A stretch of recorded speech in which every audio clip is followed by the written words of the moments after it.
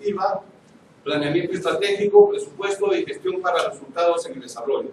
Muy buenas tardes, bienvenidos a todos los que están presentes y los que nos siguen por la vía virtual.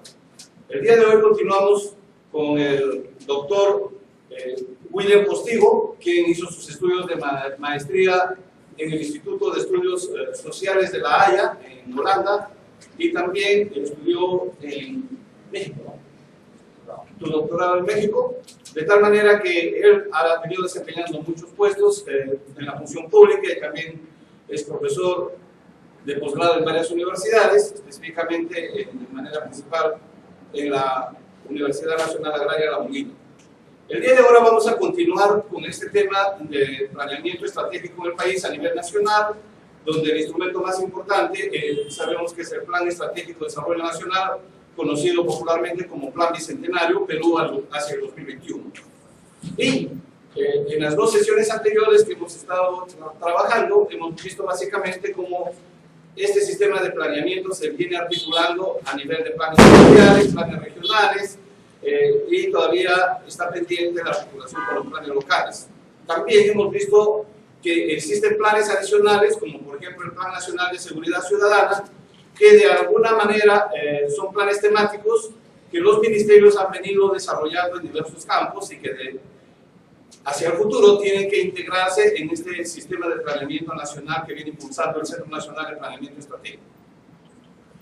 El doctor William Postigo también ha sido director de coordinación del CEPLAN y en ese cargo tuvo la responsabilidad de dirigir gran parte de la formulación del Plan Estratégico de Desarrollo Nacional, y yo les pido a todos ustedes un fuerte aplauso y darles una bienvenida.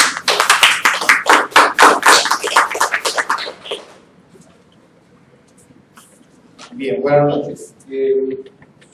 Para esta tercera sesión yo tengo, digamos, unas láminas en las que voy a presentar el Plan de Seguridad Ciudadana, algunos elementos del Plan de Seguridad Ciudadana, y una breve discusión respecto de esta temática que en este momento es tan importante en Perú.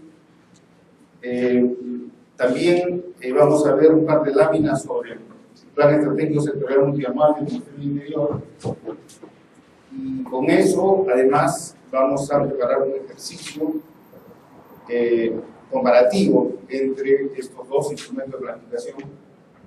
Y finalmente tengo un par de láminas con algunas reflexiones que me parecen, digamos, relevantes para este tipo de curso.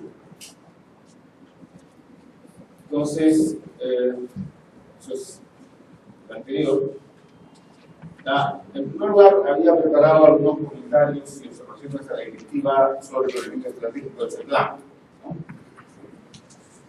Como sabemos, un plan tiene sus contenidos, pero además el procedimiento para formular un plan también tiene sus fases, ¿no?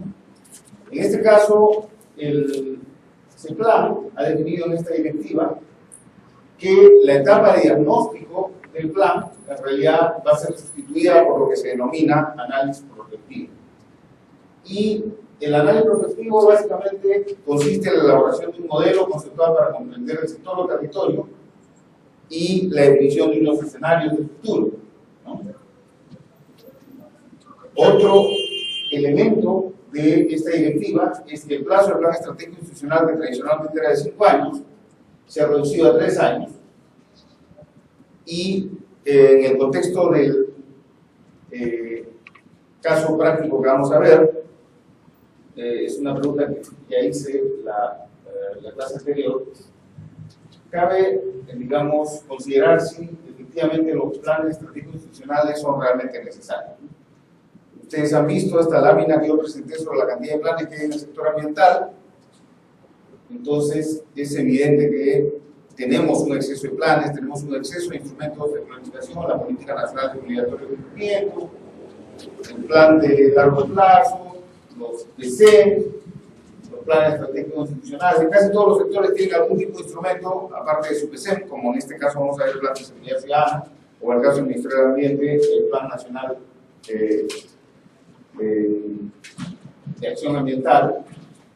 Entonces, es pertinente preguntarse realmente si necesitamos tantos instrumentos de planificación. Otra cosa que llama la atención en esta directiva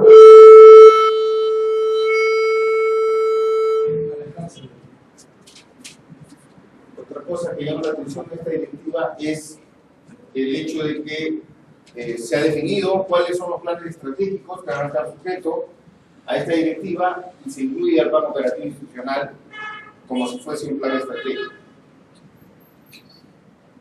Además, cabe llamar la atención sobre el hecho de que al plantear las metas que se plantea, la directiva en realidad solamente considera que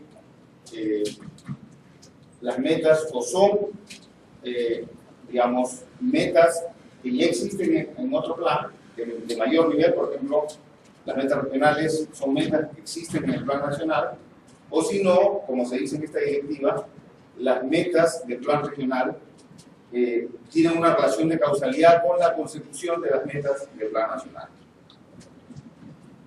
Digamos que eso yo pensaría que es más bien inusual, y lo que sí realmente puede y va a ocurrir es que una meta de una región, por ejemplo, sea una parte de la meta nacional, ¿no? Y que en ese sentido la agregación de las metas regionales, por ejemplo, nos dan como resultado la meta nacional, ¿no? De manera análoga como en los sectores, ¿no? Donde existe el mismo problema.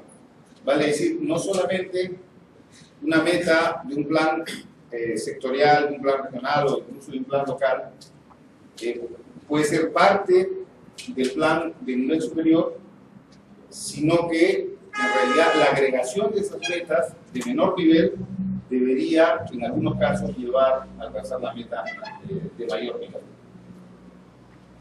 Otra cosa que se observa dentro de esta directiva es que los planes de ordenamiento territorial deben estar articulados al plan de desarrollo regional concertado y que los planes de condicionamiento territorial deben articularse a los planes de desarrollo provincial concertado. Entonces, esta cuestión que yo les planteaba en una clase anterior, de que hay mucha confusión sobre el ordenamiento territorial y a su vez entre el ordenamiento territorial y el acondicionamiento territorial, en este instrumento en realidad se mantiene esa confusión. Vale decir, no sabemos dentro de la directiva de ese plan si para ese plan ordenamiento territorial y acondicionamiento territorial son lo mismo o son instrumentos diferentes como algunos sostienen. Otro punto que me parece muy importante es el plazo del plan. Entonces, en realidad, se establece un horizonte temporal al 2030 para el análisis prospectivo y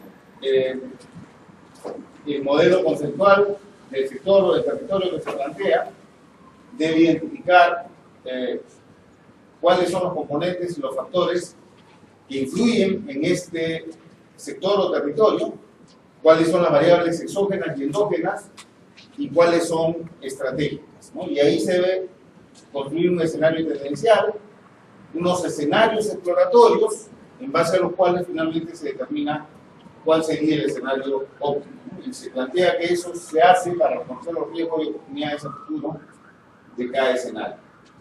Aquí entonces un tema crítico es que insistimos en elaborar un plan de largo plazo, no obstante que lo que se necesita a nivel de los sectores y de las regiones son planes más bien de un plazo más corto, que le dé un sentido más operacional al plan y que lo convierta efectivamente en un instrumento de gestión que tenga una utilidad práctica. Ahí todavía realmente tenemos un reto, ¿no?, para desarrollar el sistema, para hacer que los instrumentos de planificación aterricen y sean más prácticos como instrumentos de gestión de las autoridades, y ese reto estamos lejos de alcanzarlo porque ni siquiera se ha reconocido como algo que es importante.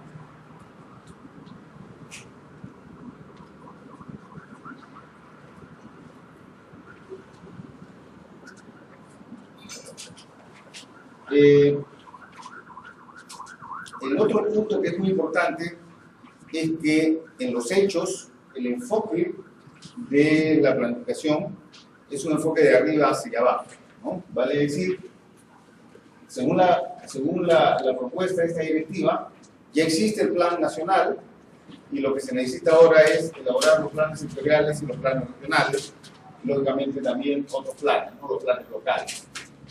Pero eso supone entonces que el plan nacional está arriba y es, digamos, inmodificable, con la retroalimentación que podría venir de los planes sectoriales y los planes regionales, ¿no?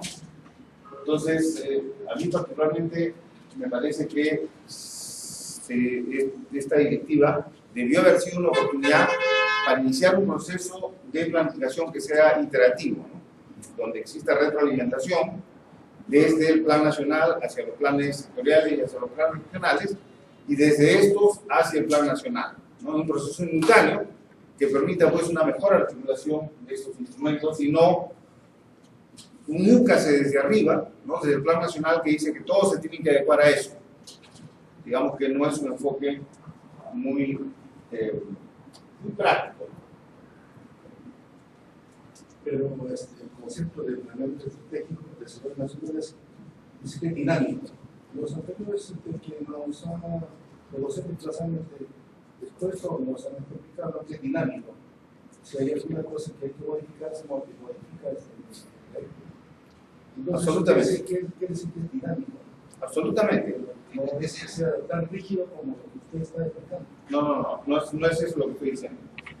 Lo que efectivamente, uno de los problemas que tienen los funcionarios públicos con las oficinas de control interno es que para los auditores el plan es algo rígido y que cuando hay alguna modificación tiene que haber toda una explicación que ellos además la pueden cuestionar si se justificaba o no se justificaba la modificación. Pero por principio, el plan es un instrumento de gestión y el instrumento de gestión se va adaptando al entorno que es cambiante. Además, al seguimiento y evaluación que realiza. Si a través del seguimiento y la evaluación yo veo que lo que he propuesto en el plan no está funcionando, tendré que buscar otra cosa. Si no estoy logrando las metas que he planteado, tendré que reajustar las metas. Entonces, efectivamente, es un instrumento dinámico. No me refiero a eso. Me refiero a que, digamos, existen muchas maneras seguramente, pero yo quiero plantear solamente dos maneras de formular un plan para un país, ¿no? O dentro de un sistema de planificación para un país. Uno es lo que tenemos acá, donde ya se hizo el plan nacional, ¿no? A nivel de gobierno nacional, y ahora todos se tienen que adecuar a eso. Eso es lo que propone la directiva. La otra sería distinta, ¿no? Sería, yo solamente tengo acá unos lineamientos de política y vamos a iniciar un proceso en el que yo voy formulando el plan nacional y ustedes, gobiernos regionales, sectores, van formulando sus planes sectoriales y sus planes regionales. Y en ese proceso nos retroalimentamos. O sea, yo les doy observaciones y comentarios y opiniones para que ustedes puedan incluir en sus planes, y yo recojo también sus observaciones, sus comentarios, sus opiniones para incluirlo en mi propio plan. Entonces no es un plan rígido al cual todos se deben adecuar como se desprende esta directiva, sino que es un plan que se elabora de manera simultánea, ¿no? A eso me refiero con la rigidez. Diga usted. Un comentario. Sí. En una oportunidad, a través de ese plan, nos recomendaron, por ejemplo, hacer una revisión de sus planes de desarrollo regional concertado de las 16 regiones.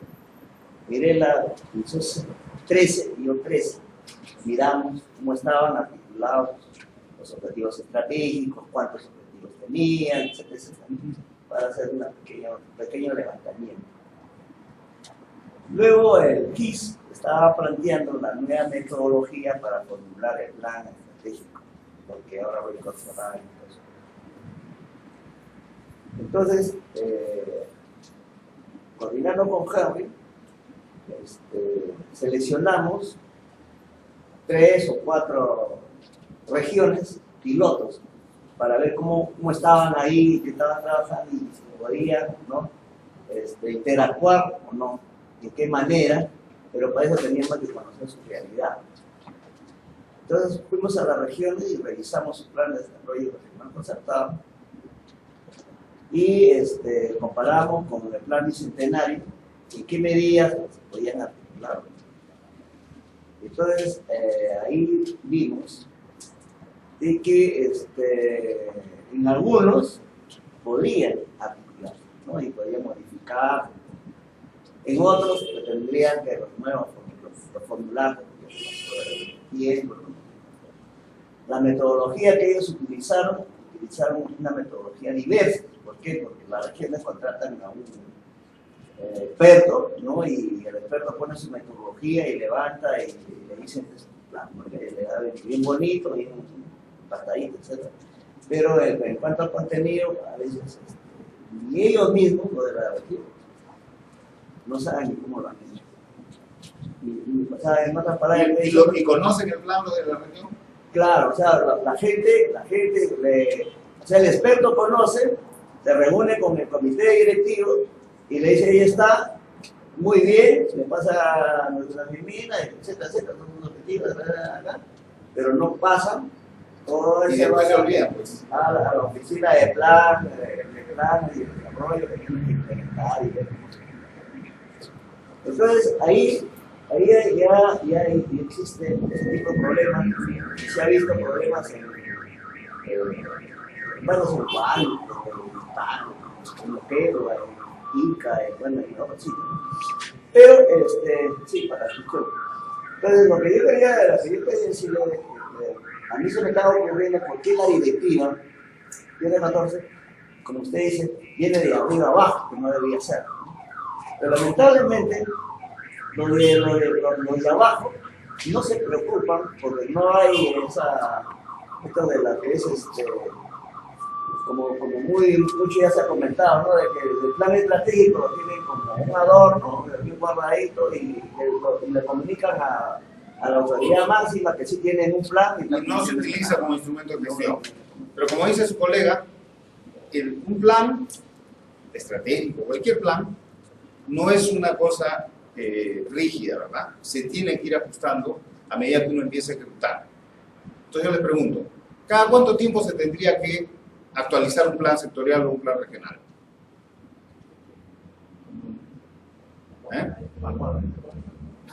Anualmente se va ajustando, pero siempre y cuando esté primero ya articulado a un plan mayor, ¿no es cierto? Si no, ¿Por qué hago esta pregunta? Porque la respuesta lógica, y para salir del paso, es, bueno, eso depende de qué tanto haya cambiado las circunstancias, ¿no? El contexto. O sea, si ha cambiado demasiado, el plan ya no me sirve, tengo que renovarlo completamente. Si ha cambiado un poco, pues hay unas cuantas cosas que tengo que ajustar, ¿verdad? Y eso puede ocurrir en un año o puede ocurrir en 2 años. Pero si yo tengo un plan de 5 años, yo pensaría que es un plazo de 2 años, un plazo razonable para hacer una actualización, ¿verdad? Hay que pensar también en términos de gobierno, ¿no? Y el plan como un instrumento de gobierno. Entonces yo soy un gobierno que tengo un plazo de 5 años para hacer lo que quiero hacer. Y los planes van a ser los planes con los cuales yo organizo todos mis recursos, todas mis capacidades, ¿no? Presupuesto y todo, recursos humanos, para hacer lo que quiero hacer. Y eso lo organizo a través de un plan. Entonces, digamos que yo el primer año voy a evaluar, y seguramente habrá cosas que se han hecho, otras cosas que no se han hecho, pero ya para el segundo año es muy probable que tenga una claridad mayor respecto de lo que no funciona bien y de lo que sí más o menos funciona. Entonces ahí yo podría hacer una actualización. Y después de 2 años, ya finalmente me queda un año de gobierno, hago otra actualización, ¿no? Y viene el siguiente gobierno. Sí.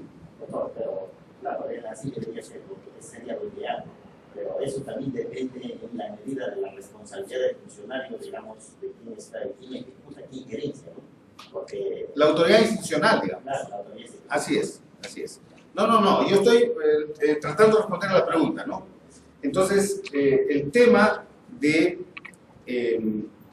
digamos, cómo yo me organizo para tener un plan nacional dentro de un sistema, ¿no? Que sea plan nacional, planes sectoriales y planes regionales. Ya, también planes locales, pero quedémonos en esos 3 niveles. Plan nacional, planes sectoriales y planes regionales. Entonces, cuando yo estaba trabajando en ese plan, digamos, discutíamos cuál es el siguiente paso. Y lo que yo decía era, mira, ya hicimos este plan y lo hicimos acá prácticamente entre nosotros, ¿no? Sí, claro, hicimos talleres, consultamos expertos, etcétera, etcétera, pero digamos que no hubo una adecuada interacción con las regiones ni con los sectores. Entonces, lo que yo proponía es lo siguiente: oye, vamos a lanzar una directiva, y esta directiva me parece que es un avance, yo solamente estoy haciendo observaciones y comentarios, no estoy diciendo que no sirve, ¿no? Vamos a hacer una directiva y vamos a iniciar un proceso de planificación que integre los sectores y las regiones. Y lo vamos a hacer así como he dicho, ¿no? De manera articulada y en forma iterativa, con retroalimentación. Ahora, ¿cuántos sectores participarían en este proceso, en este procedimiento? Posiblemente todos, ¿no? En todo caso, la gran mayoría. ¿Y cuántas regiones participarían en ese proceso? Difícil de decir, ¿no? Entonces yo decía, mira, que participen 10, no importa, ¿no? ¿Por qué? Porque una vez que hayan 10 que han hecho su plan regional, articulado dentro de esta perspectiva, entonces les va a caer el auditor y le va a decir, oye, no tienes tu plan, ¿no? No tienes tu plan. Y en 2 años, cuando nosotros actualicemos el plan, ¿no? Y hagamos una digamos, un reajuste del plan, entonces ya no van a ser 10, ahí serán 20, ¿no? Y finalmente tendremos los 26 gobiernos regionales. ¿Por qué? Porque todo en la vida y en el sector público, en la burocracia, no funciona pues con una varita mágica que uno ¡ping! Golpea y ya todo se cambió y se transformó, ¿no? Es un proceso. Y entonces yo creo que la inteligencia, digamos, ¿no? La habilidad de los que lideran un sistema nacional de planificación es encontrar una vía que sea práctica, ¿no? Y que permita que este proceso ocurra en forma paulatina y que cada vez se vaya incorporando más y más. Entonces, en efecto, establecer una directiva unificando la metodología es un gran avance, ¿no?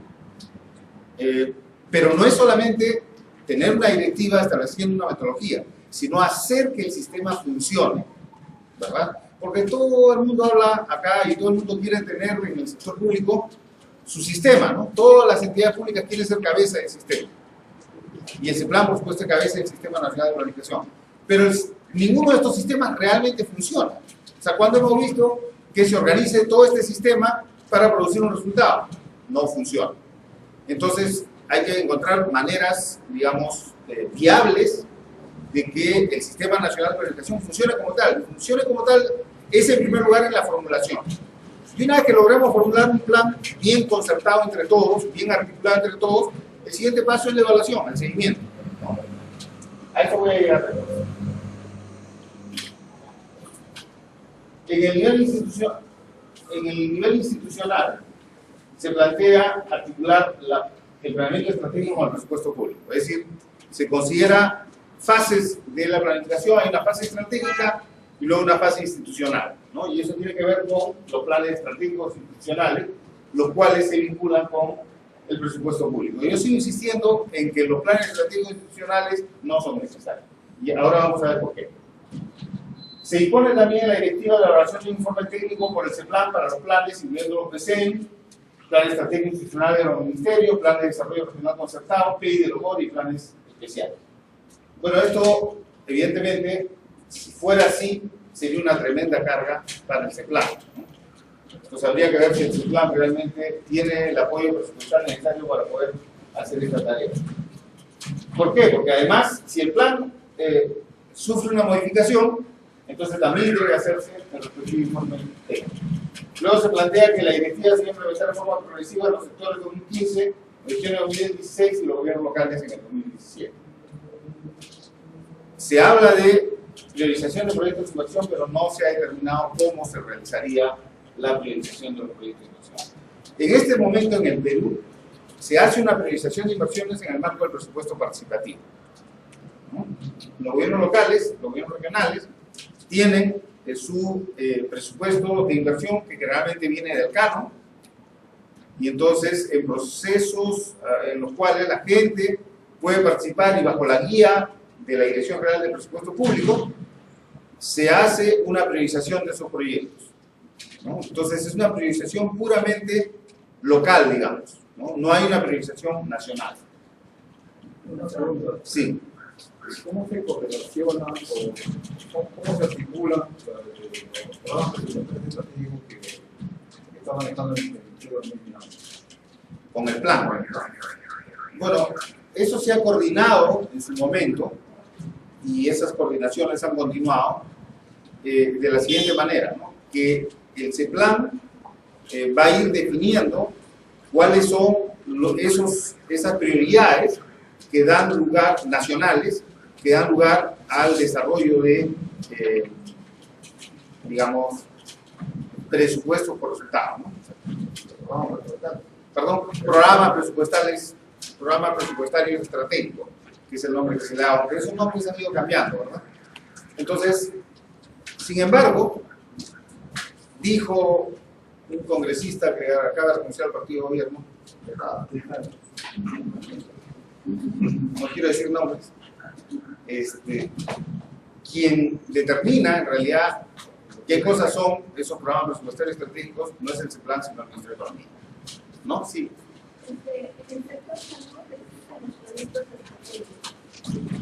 Entonces, a nivel nacional se ha elaborado, se han priorizado la ejecución de establecimientos de salud a través de proyectos estratégicos y eso va a ser ejecutado por el Programa Nacional de Inversión. Por el Programa Nacional de Inversión en Salud. Bueno, miren, hay un problema aquí en, digamos, la organización del Estado y la manera como se planifican y presupuestan las actividades que el Estado va a hacer. Entonces, acá se supone que el Estado define a nivel nacional cuáles son las prioridades, ¿no?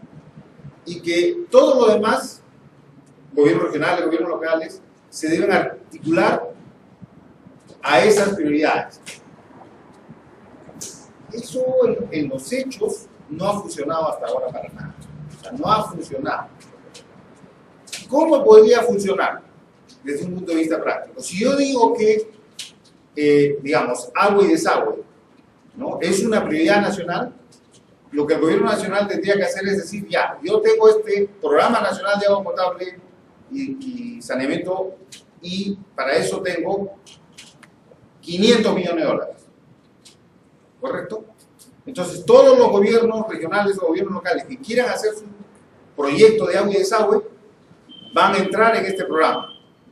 Y yo voy a priorizar y voy a decir ya primero pues en las ciudades más grandes, ¿no? La necesidad mayor, las ciudades más grandes ya tienen sus sistemas, después en estas otras ciudades, etcétera, etcétera. Y entonces los gobiernos regionales y los gobiernos locales se van a articular inevitablemente porque ahí están los recursos presupuestales. Entonces no funciona que yo desde el gobierno nacional diga estas son las prioridades y tu gobierno regional adáptate y asigna recursos para ejecutar esas prioridades. Entonces así no va a funcionar. Entonces, sí. Lo que pasa es que a mí un trabajo se han descentralizado, ¿no? Se ha trabajado con todas las regiones, con todos, cada uno haciendo talleres y todo esto y se ha priorizado y se ha descentralizado. Ha habido un ordenamiento territorial de las redes de salud que se elabora. Claro. Entonces, no solamente en el caso del agua, si priorizamos el tema de salud, también el tema de salud, si priorizamos el tema de educación, también el tema de educación, ¿no? O sea, para lo que son prioridades nacionales, tiene que haber recursos del presupuesto nacional para que los gobiernos regionales y los gobiernos locales se puedan articular y en efecto esas prioridades nacionales se concreten en mayores recursos destinados a lograr los resultados que se esperan. Yo decía que la manera como se debe organizar la formulación de los planes de manera integrada es en un proceso iterativo, ¿no? Eso es lo que yo formulé cuando estaba en este plan para explicar cómo tendría que ser. Entonces, ese plan que emula, digamos, lo que se hacía en el Instituto Nacional de Planificación, con la diferencia que ahora, como dije, tenemos los gobiernos regionales. Entonces, ese plan debería emitir una directiva para la formulación de PCE. Aunque esos PCE no tendrían que ser iguales a los que se están haciendo ahora, ¿no? Y eso debería contener orientaciones metodológicas porque tiene que haber una metodología común. ¿Cuál sería la visión, ¿no?, del país? ¿Cuáles son los lineamientos de política? Estas definiciones clave que yo decía, por ejemplo, en el tema de electricidad, ya, ¿qué es lo que vamos a priorizar? Las centrales hidroeléctricas, las energías no convencionales. En el tema de educación, ¿qué vamos a priorizar? La educación primaria, la educación secundaria, ¿no? En el tema de salud, ya, la salud materno-infantil, o sea, ¿cuáles son esas prioridades? ¿Cuáles son los objetivos y las metas nacionales? Y esto debería correr a los sectores y a los gobiernos regionales. A su vez, los sectores deberían emitir sus directivas, ¿no?, para hacer su plan sectorial, con sus orientaciones metodológicas, su visión, lineamientos, objetivos y metas, de manera análoga con los gobiernos regionales para el plan regional, ¿no? Y con eso, entonces, se debería formular la primera versión del plan de mediano plazo, Comisión Intersectorial e Interregional, lo que a su vez debería ir para formular los planes sectoriales con aportes regionales y los planes regionales con aportes sectoriales, ¿no? Por eso aquí tendría que haber esta interacción, esta coordinación. Y eso iría para hacer un proyecto de plan de mediano plazo, que ya sería una versión revisada de la primera versión y que recoge todos estos aportes sectoriales y regionales, ¿no? Y una vez que tenemos ese proyecto, eso iría a los sectores y a las regiones para que formulen una segunda versión de su plan. O sea, esto iría además con observaciones y sugerencias para estos planes sectoriales y para estos planes regionales. Y con eso ellos ya tendrían su proyecto y finalmente esos proyectos llegarían para opinión del CEPLAN, ¿no?, que aprobaría el plan nacional y emitiría una nueva objeción y recomendaciones para la aprobación de los planes sectoriales y los planes regionales, ¿no? Le podemos añadir ahí los locales, eso complicaría más y yo pienso que en realidad no es práctico, ¿no? Entonces yo lo que pienso es que los gobiernos locales deberían hacer su propia interacción con los gobiernos regionales, pero no en un nivel superior porque son miles de gobiernos locales, ¿no? Entonces eso no es práctico. Ya está. Hasta ahí, digamos, toda la parte más conceptual, ¿no?, siempre con referencias a los instrumentos reales, el plan centenario, etc. Ahora, yo, antes de hacer el ejercicio, les voy a presentar unas láminas sobre el Plan Nacional de Seguridad Ciudadana. El plan empieza con un diagnóstico donde hay bastante información interesante, ¿no? Por ejemplo, este cuadro muestra la tasa de homicidios por 100.000 habitantes en América Latina, ¿no? Entonces vemos que el más alto, 91.6, es Honduras, el Perú se encuentra en 9.5, ¿no? Digamos, se encuentra en la parte más bien baja, ¿no? Hay otros países donde hay mucha más violencia por homicidios, Salvador, Venezuela, Guatemala, Jamaica, todos alrededor de Centroamérica y el Caribe, ¿no? Excepto Venezuela, que sí está en Sudamérica, pero que está al ladito del Caribe. Colombia, que también está al ladito del Caribe, República Dominicana, etc. Esto es tasa de homicidios. Entonces, una primera constatación es que, en términos de homicidios, en el Perú no estaríamos tan mal. Esto es otro dato que muestra una tendencia, ¿no?, del 86 al 2012. Esto ha tenido un pico entre el comienzo de los 90, después ha crecido y otra vez ha vuelto a aumentar. Entonces tenemos aquí el dato de 9.5, 9.6, que es el que se ha recogido en la información anterior. Ahora, hubo un tema acá con la información del Ministerio Público, que después de un estudio que se hizo, al fin algún análisis que se hizo, se encontró que esta información está inflada, ¿no? Y el dato real es este. Eso indica que necesitamos un gobierno autoritario. En el 92, fue el periodo de... Que necesitamos un gobierno autoritario. Con un grupo paramilitar. No, en ese época parece como muy bajo. No sé.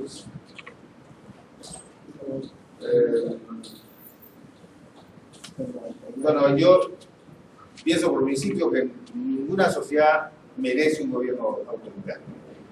Yo creo que es más bien un chiste. Pero la explicación ahí está, ¿Por qué abajo se divide? Después del año 92, 90, 92, ¿por qué empieza a bajar todo este periodo de cultura? Está bien, o sea, está bien que haya habido menos homicidios, pero recuerden ustedes que a las personas no nos interesa una sola cosa, nos interesa muchas cosas. Perdón, quizás yo pienso que, pensando críticamente y conociendo que en esa época hubo muchas intervenciones que nunca se aclararon, quizás habría que ver si esas cifras son oficiales o son reales, porque es más probable que ahí tuvieran que ser ajustes, ¿no? Sí, sí, lo interesante es que recién ahora el Instituto Nacional de Estadística está haciendo el trabajo de producir esta información, ¿no? Lo cual le da una cierta confiabilidad. Esta es otra sobre tasa de homicidio por 100.000 habitantes, y aquí esto es con información de la propia policía. Se ve que acá hay como una meseta, ¿no? Hay fluctuaciones, pero básicamente hay una meseta, ¿no? Y según esto, a 2013 habría bajado un poco más. Esa información es poco confiable en realidad, porque no hay un buen sistema estadístico dentro de la policía, ¿no? Y no se puede verificar la calidad de la información que viene de la comisaría. Estas son las ciudades con la mayor tasa de homicidios. Tumbes se lleva de largo la mayor tasa.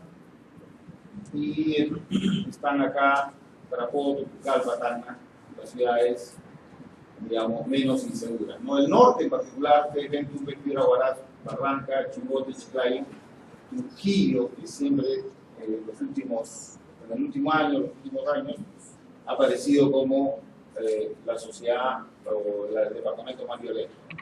Y esto es denuncias, ¿no? Denuncia de delitos por 100.000 habitantes. Estamos hablando de denuncias de todo tipo, ¿no? De robos, de extorsiones, de violencia familiar, etcétera, etcétera. Y si bien acá se observa también en los años 90 un pico, eso ha bajado y después otra vez está empezando a subir. Otra vez información de la policía, y no es un buen indicador en realidad, porque muchos delitos que se cometen la gente no los denuncia, ¿no?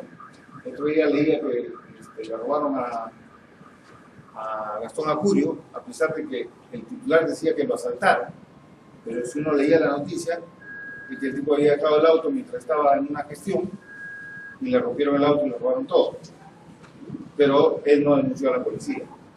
Mucha gente no denuncia a la policía porque piensa que no van a hacer nada. Debería. Serviría para las estadísticas. Igual esta es información sobre tasa de delitos denunciados. Esta es una información de un estudio del PNUD sobre victimización. Vemos victimización urbana y rural. Y acá sí vemos que el Perú tiene una tasa de victimización urbana alta, 32. De hecho, la más alta junto con Bolivia. ¿Qué quiere decir? Que hay muchos. Esto se va a hacer una encuesta donde se le pregunta a la gente si en los últimos 6 meses ha sufrido algún ataque delincuencial, ¿no? O si le han robado, si lo extorsionan, si lo han agredido, etc. Y de alguna manera está vinculado con una percepción de inseguridad, ¿no? Y lo que se observa es que aquí la victimización es muy alta. Y si tomamos en cuenta el dato de homicidios, la tasa de homicidios, entonces estamos hablando de delitos que no terminan en la muerte de una persona, ¿no? Porque el delito en sí mismo es violento por su propia naturaleza. Aunque hay delitos que pueden no ser violentos, como cuando te roban en la casa en la noche.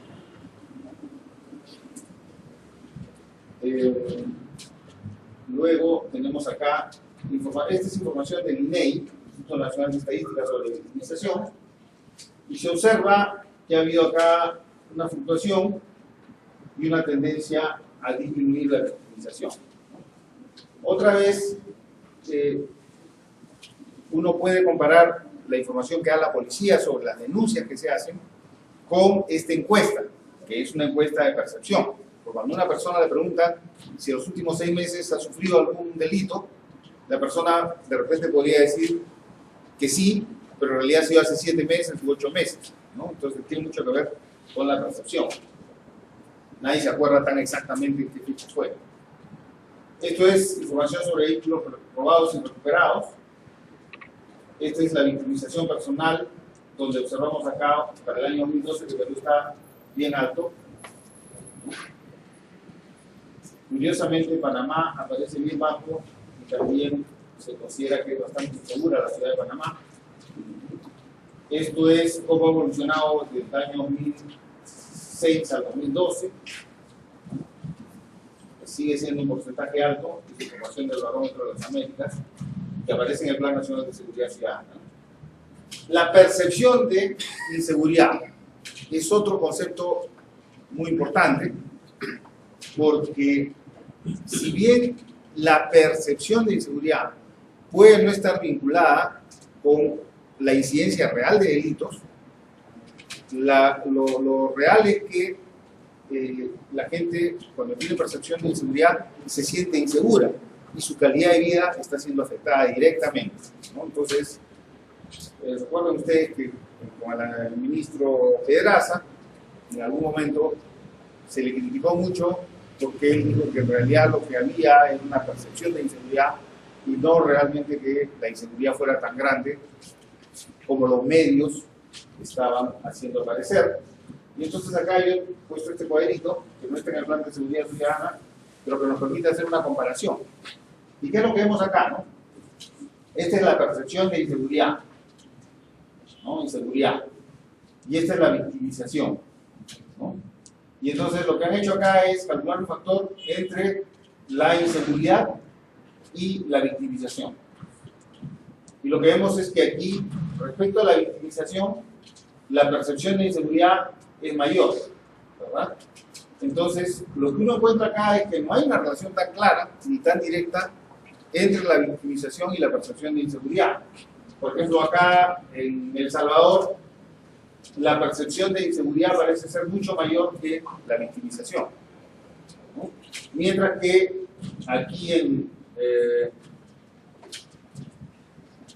Uruguay, ¿no? La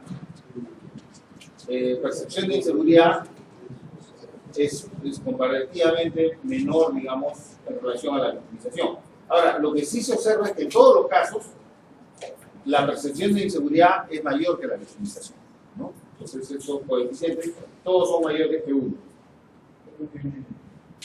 No tiene el más alto índice El Perú tiene el más alto índice de percepción de inseguridad. Sí, pero en relación con la victimización no es el que tiene la mayor relación, digamos.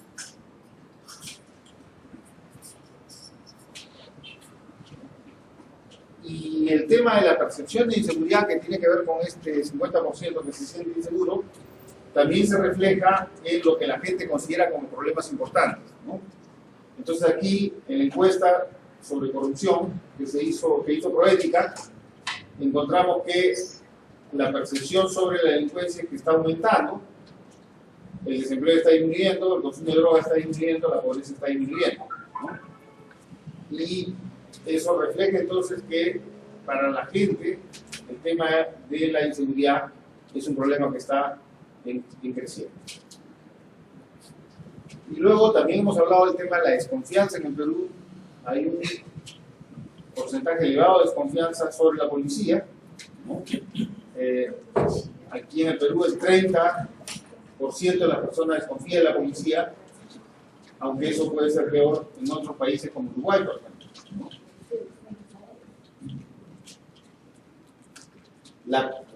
La confianza en la policía es uno de los elementos importantes para la seguridad, porque entonces la gente que confía en la policía no denuncia, ¿no? Si la gente que confía en la policía no informa sobre los delitos de los que puede ser testigo, y eso hace que la función policial sea menos eficaz. Una consulta. Sí. Regresando a lo anterior. ¿Será desconfianza o confianza? Porque siempre, por ejemplo, la gente confía mucho en su policía Y Uruguay es un país muy estable, pero están arriba. Sí, perdón, es confianza, es confianza. Yo creo que sí. Es confianza. Claro, es confianza. Es confianza, sí. Yo le puse el título, sí, es confianza. Yo le puse el título de confianza porque, por oposición, digamos, uno puede ver que la confianza en el Perú es solamente 30%. ¿Qué significa que la confianza es 70%? ¿No? Y vemos que aquí, por ejemplo, en Guatemala, la confianza en la policía es solamente el 15%, o sea que la gente en general no confía en la policía. En Uruguay sí, en cambio, la gente tiene mucha confianza en la policía. Curioso Ecuador, ¿no? Ecuador. Sí, sí. Bueno, Venezuela,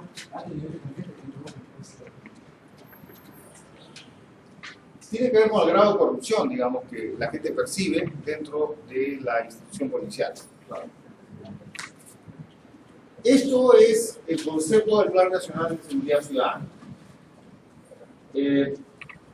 Básicamente se concibe el problema de la seguridad ciudadana como que tiene cuatro componentes, ¿no?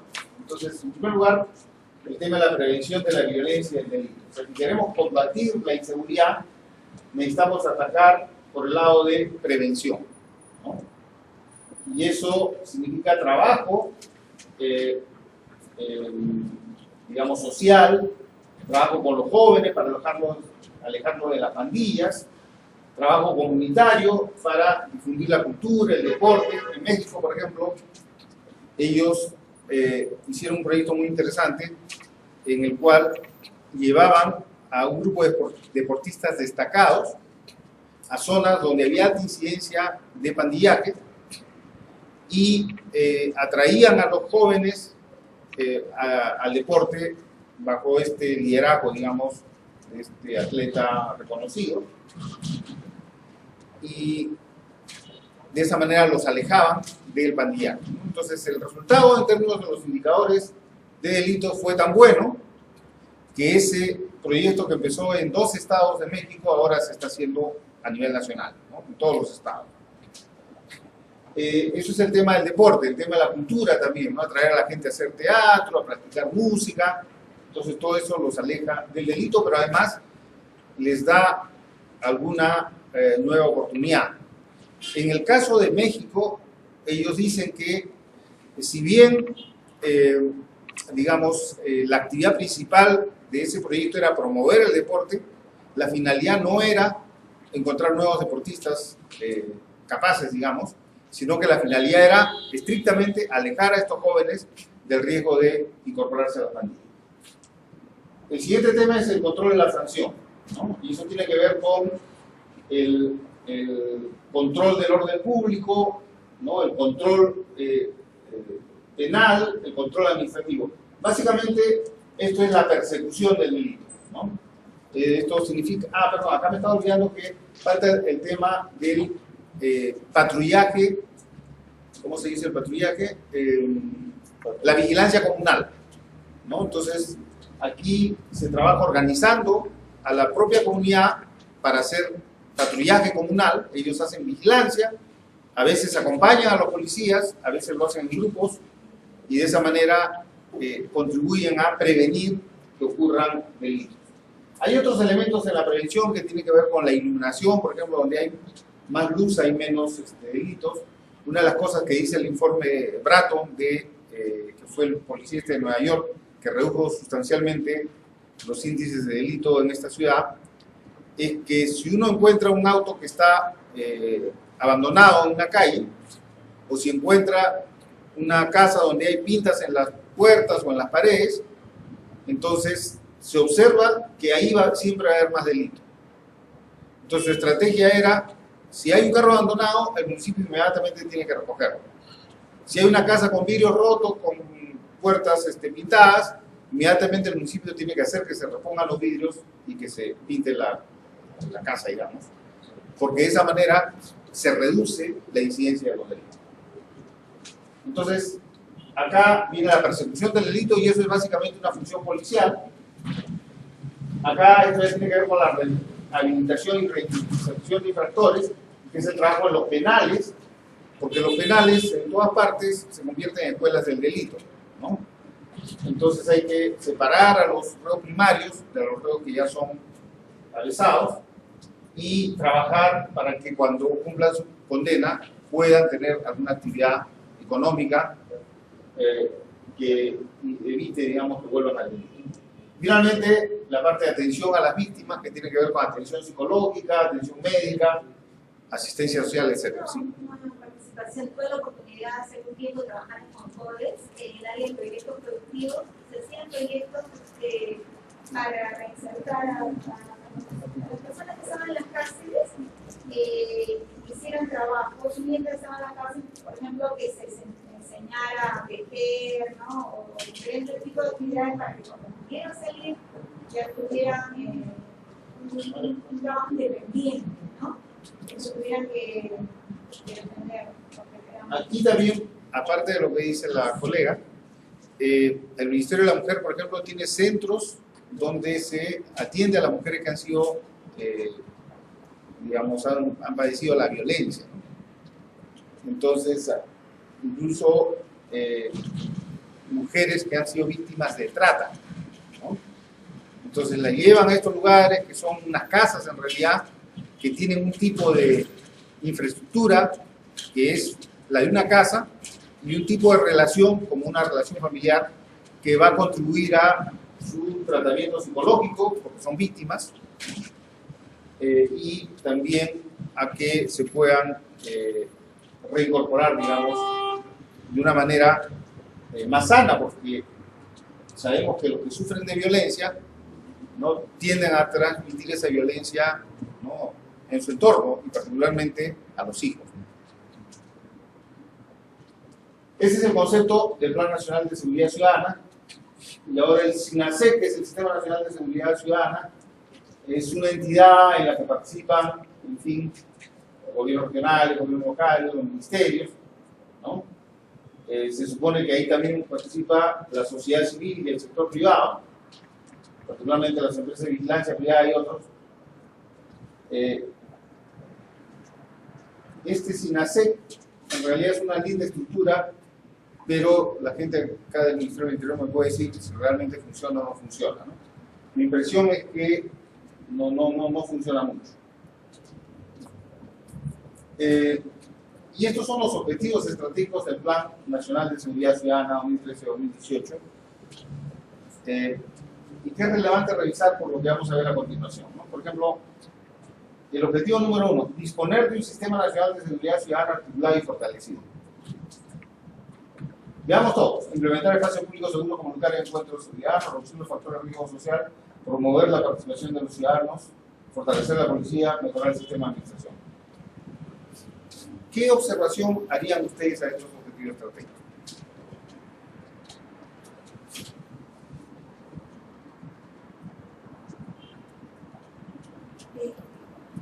El objetivo que dice mejorar el sistema de administración de justicia para la reducción de los índices de delincuencia, trabajo comunitario podría ser una opción, ya que hay tantas personas que son juzgadas por delitos menores, ¿no? Y podría ser, creo que actualmente no funciona, no se puede resolver. Bueno, miren, a mi modo de ver, acá el principal problema es que es un enfoque que va a los medios y no al resultado, ¿no? Cuando hablamos de planeamiento estratégico o hablamos de gestión por resultados, que son más o menos equivalentes, en realidad el tema de seguridad ciudadana, lo que uno busca en primer lugar es reducir la inseguridad, ¿no? Ahora uno puede decir, bueno, reducir la tasa de homicidios o reducir la victimización, y eso van a ser indicadores, pero básicamente el objetivo estratégico es reducir la inseguridad, ¿no? Entonces, disponer de un Sistema Nacional de Seguridad Ciudadana, ¿no? Eso es algo que cuando uno ve los informes que se hacen, la imagen que se da es de que sí, pues, ¿no?, que hay un sistema que funciona porque se reúnen, ¿no? Hay un indicador que se utilizaba mucho en el Ministerio del Interior, que es cuántos planes de seguridad ciudadana existen, ¿no? Entonces cada municipio debería tener su plan de seguridad ciudadana. Entonces, como hay un montón de planes de seguridad ciudadana, porque es una obligación de los municipios hacerlo, aparentemente estaríamos muy bien, pero todos sabemos que la gente se sigue sintiendo insegura. Entonces no va al resultado, sino va a un medio, ¿no? En ese sentido, el Sistema Nacional de Seguridad Ciudadana es un medio, pero no es el resultado que queremos. Y lo mismo podemos decir de todo lo demás, ¿no? Y esto se refleja también acá, ¿no? Y cuando hablamos de las metas del Plan Nacional de Seguridad Ciudadana, yo solamente he tomado este ejemplo, para este objetivo 1, fortalecer el Sistema Nacional de Seguridad Ciudadana como sistema funcional, se establece una estrategia, ¿no? Establecer los ámbitos de competencia del SINASEG y determinar sus funciones. ¿Y cuáles son las actividades? Formular el Plan Nacional de Seguridad Ciudadana, incorporar el plan en el marco del Acuerdo Nacional, reformar el SINASEG, etcétera, etcétera. Y las metas son todas metas operativas. En realidad, si el plan de seguridad ciudadana es para reducir la inseguridad, entonces yo aquí nunca voy a saber si el plan tiene éxito o no tiene éxito. Es posible que se formule el plan como se ha formulado, es posible que se incorpore el plan en el Acuerdo Nacional, es posible que se reforme el SINASEG, ¿no? Se ha creado la Dirección de Seguridad Ciudadana en el Ministerio, etcétera, etcétera, ¿no? Que todo eso se cumple incluso en los plazos estrictos que han señalado ahí, pero eso no nos dice nada de si estamos mejor o peor en materia de seguridad ciudadana. No parecen indicadores, no parecen medios de verificación, ¿no? En la columna de indicadores, el plan nacional, o sea, no es un indicador, en realidad podría ser un medio de verificación donde realmente hubiera un indicador que tuviera cuantitativo y cuantitativo, o sea, y con plazos determinados y en todo caso que pueda ser verificado en el plan nacional, que así lo demás, me parece. Exactamente, ¿no? Digamos que este es un buen ejemplo de cómo un plan que podría tener un enfoque estratégico en realidad se está yendo a lo más operativo. Entonces, ¿cómo enfocar el tema de la seguridad ciudadana?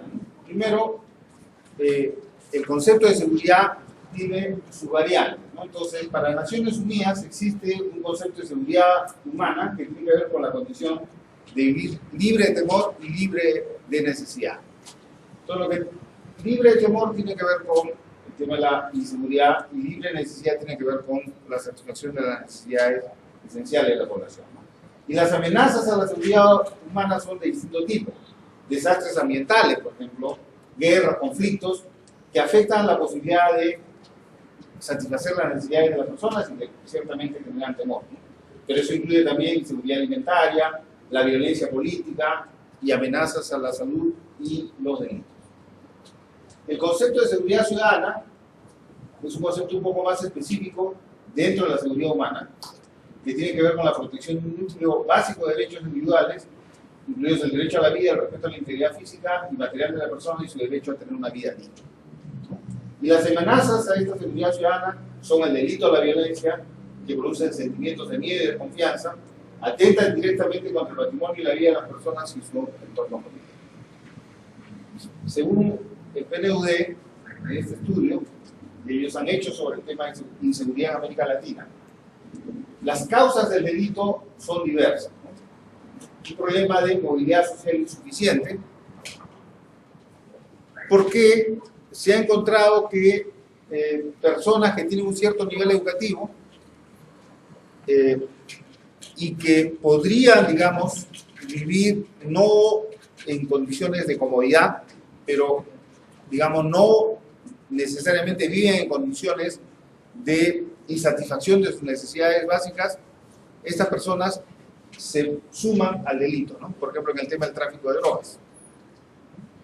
No solamente en el tráfico de drogas, recuerden ustedes de aquel personaje que secuestró a Mariano Querol, ¿no? Y era una persona de su mismo entorno, digamos, social.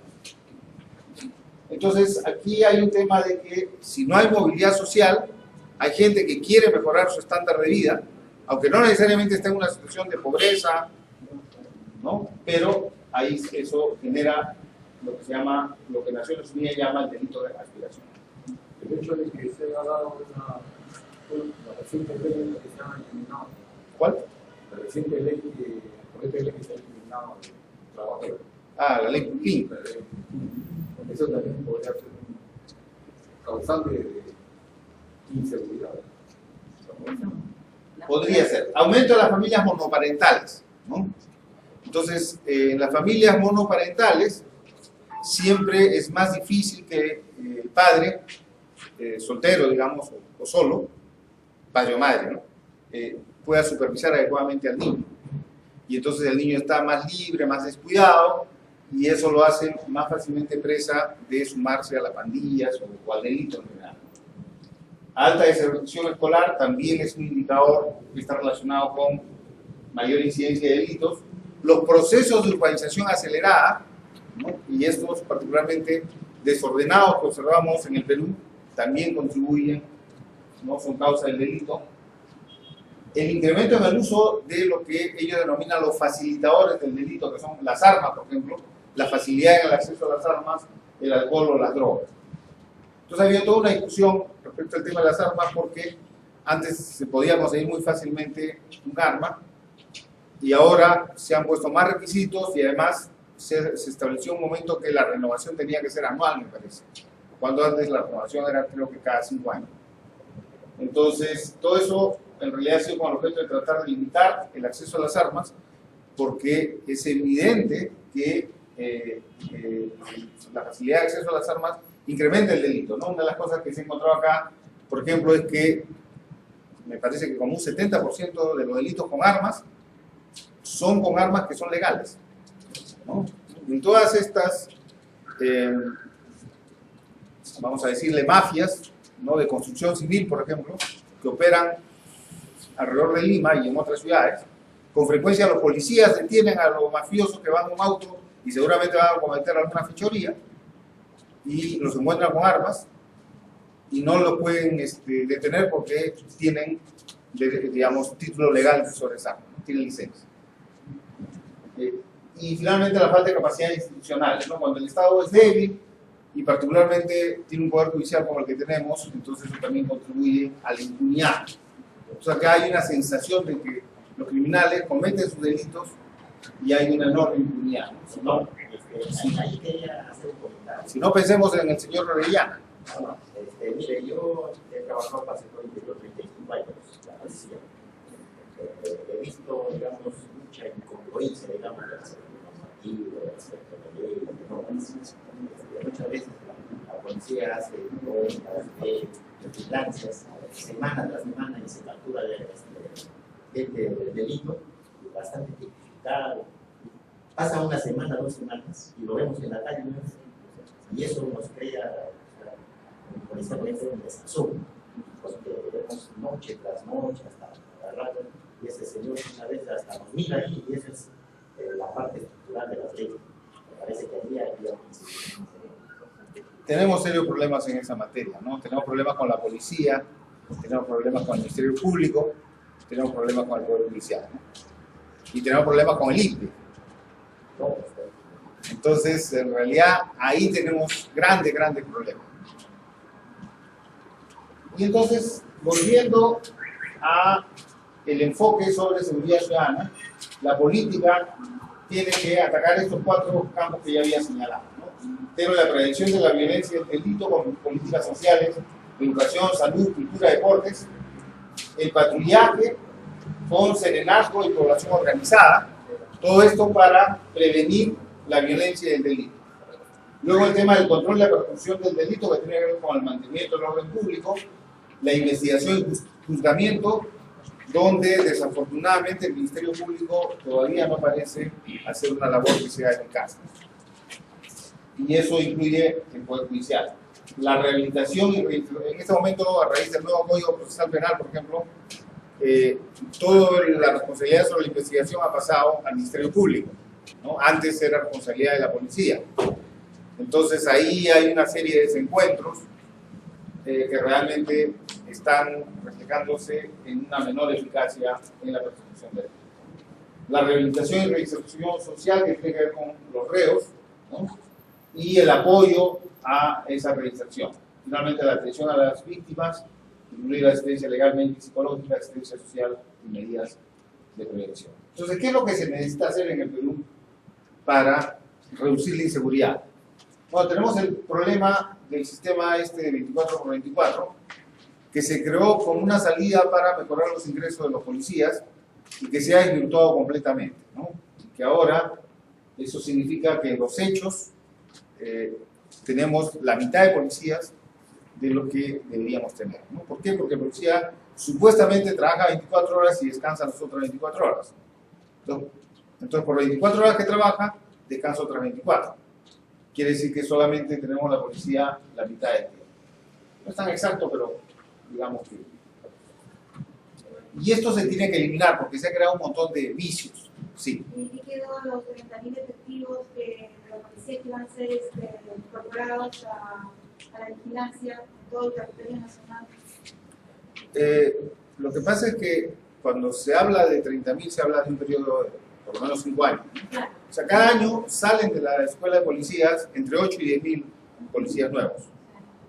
Entonces, digamos que en 4 años, 5 años se puede llegar a tener 30.000. Lo que pasa es que hay otros que se retiran, Claro. ¿no?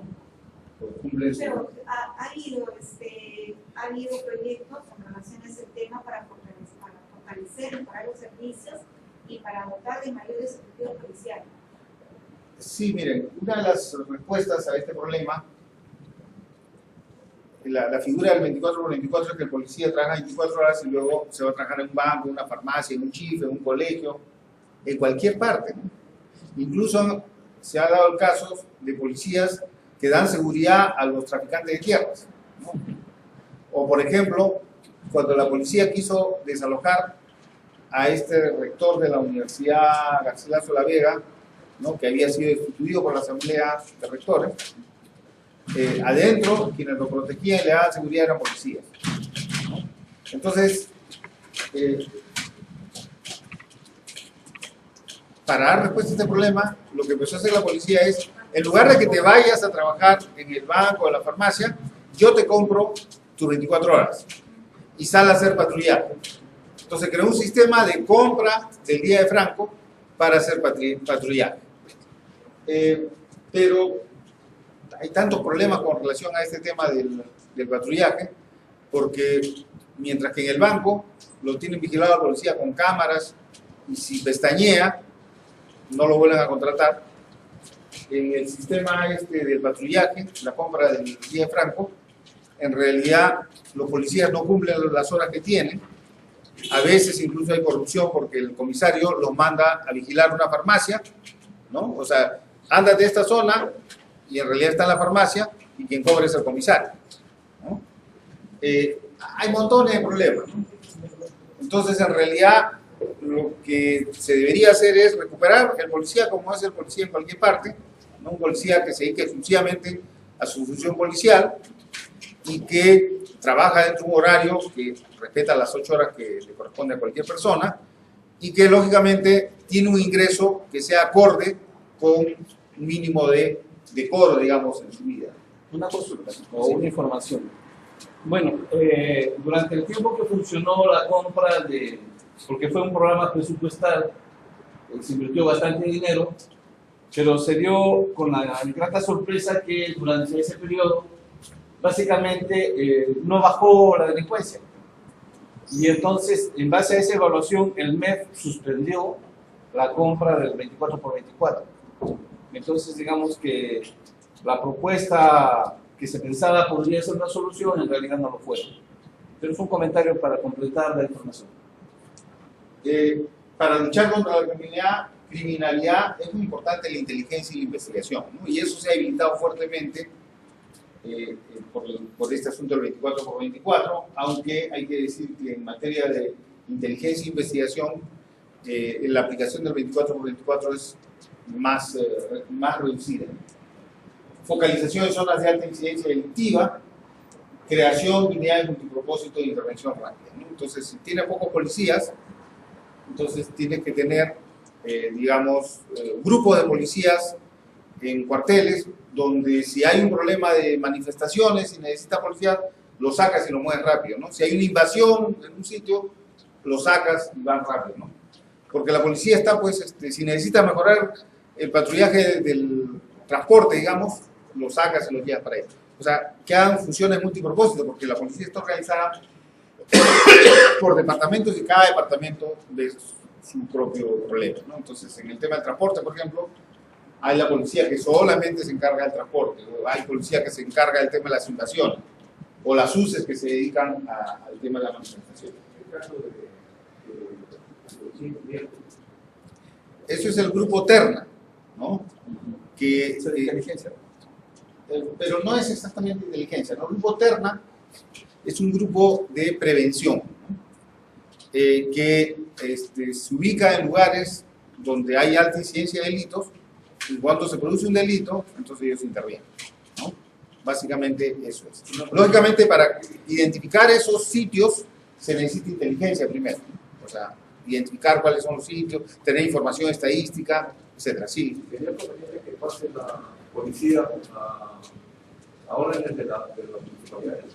¿O que se haga mayor problema? ¿Cómo lo ven? Es una pregunta complicada. Yo les digo a ustedes qué pensarían.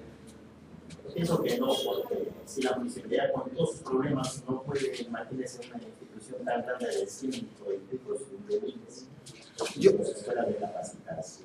Yo pondría la pregunta de esta manera, ¿no? ¿Y qué piensan ustedes de la descentralización? ¿Ha sido positiva o más bien ha debilitado al Estado? Entonces aquí este tema es un tema delicado, ¿verdad? Porque generalmente las personas y los profesionales tenemos algunos clichés, digamos, que cuando uno lo dice son políticamente correctos. Entonces, políticamente incorrecto decir que estamos en contra de la descentralización. Pero la verdad es que la descentralización ha sido un desastre, ¿no?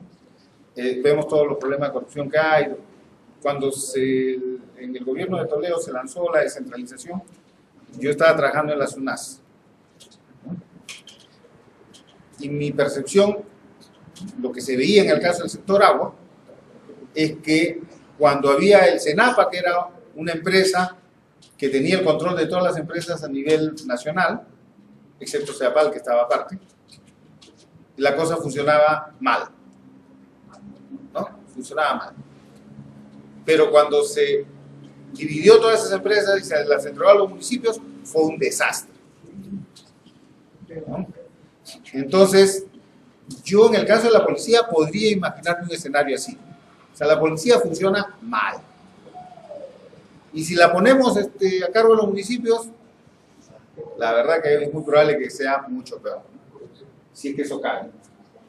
Entonces, hay el tema de la lucha contra la corrupción, la coordinación con el Ministerio Público y el Poder Judicial, ¿no? Eso es muy importante, porque muchos policías que son sancionados por cometer faltas, por cometer delitos, luego el Poder Judicial los repone, ¿no? Y hay casos increíbles, como por ejemplo en la escuela de policía, hubo 2 alumnos de la escuela que le robaron la tarjeta de crédito a no sé si el cajero, y le robaron, o sea, plata a un compañero, ¿no? Entonces, como lo descubrieron, los expulsaron de la escuela. Y la sentencia judicial fue que no solamente que los repongan en la escuela, sino que los gradúen. Entonces hay policías, ¿no?, que los han descubierto pues en algún delito, ¿no?, y es capitán, y lo expulsan de la policía y luego viene con orden judicial y la orden dice que lo asciendan de capitán a mayor y de mayor a coronel, o a comandante, perdón, ¿no? Entonces realmente, o sea, nadie se puede imaginar que una decisión así de un juez no esté exenta de corrupción. Articulación entre la policía y la comunidad y programas sociales dirigidos a adolescentes en riesgo. Bueno, eso es hasta ahí. Yo en realidad me he pasado un poquito, pero nos queda apenas el tiempo para el ejercicio, sí. ¿Cuándo la articulación del patrullaje de la comunidad? ¿No? Por ejemplo, yo he visto de cerca una experiencia en el Callao que pusieron la municipalidad, vestidos de rojo azul, invirtieron dinero y separaron en esquinas por grupos, pero no funcionó porque que había en esas zonas, eran zonas de alto riesgo, tanta delincuencia que tenían temor. Y eran las mismas personas de la comunidad que vecinos los que se prestaban a hacer ese servicio, pero no funcionó. Creo que el máximo de un año, nunca la volví. Claro, porque ese tipo de estrategias, digamos, no funcionan solas, ¿no? Tienen que ir acompañados con una mayor eficacia, ¿no? Si se captura un delincuente, que efectivamente vaya preso, porque lo que vemos es que alguien decía que los policías lo llevaban al detenido y luego lo libraban. Bueno, hay casos en los que la gente detiene al ladrón, ¿no? Y luego lo lleva a la comisaría y de la misma comisaría sale. Entonces, hay de todo, pues, hay de todo. Bueno, entonces, hagamos un break cortito y luego el ejercicio. Bien.